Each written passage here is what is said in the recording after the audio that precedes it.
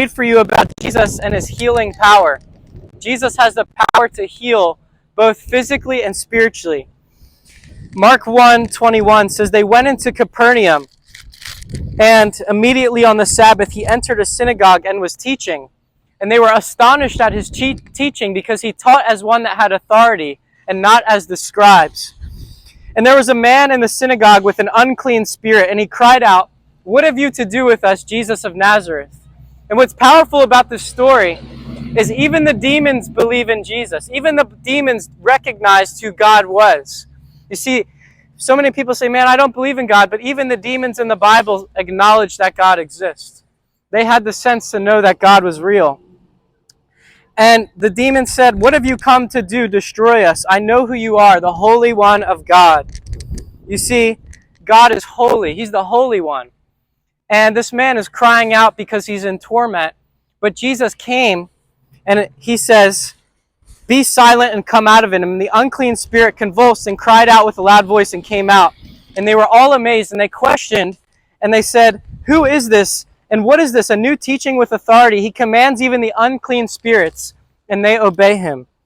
At once his fame spread everywhere throughout all the surrounding region of Judea. So Jesus, he gets baptized. He comes, he says the kingdom of heaven is at hand, and immediately he starts to heal because God is powerful. He's a healing God.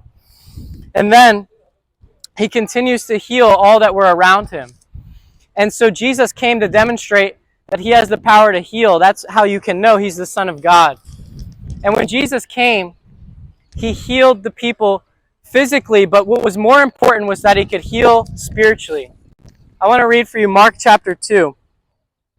It says, "It was reported in Capernaum after some days that he was at home, and many were gathered together, so there was no room, not even at the door, and he was preaching the word to them. And they came, bringing him a paralytic carried by 4 men. And when they could not get near him because of the crowd, they opened up a door in the roof and let him down on the bed. And when Jesus saw their faith, he said to the paralytic, 'Son, your sins are forgiven.'"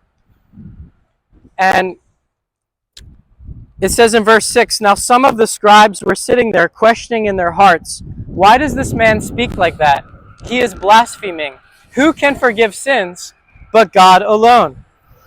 And Jesus immediately perceived in his spirit that they were questioning him. And he said in your hearts, which is easier to say, 'Paralytic, your sins are forgiven,' or 'Rise, take up your bed and walk'?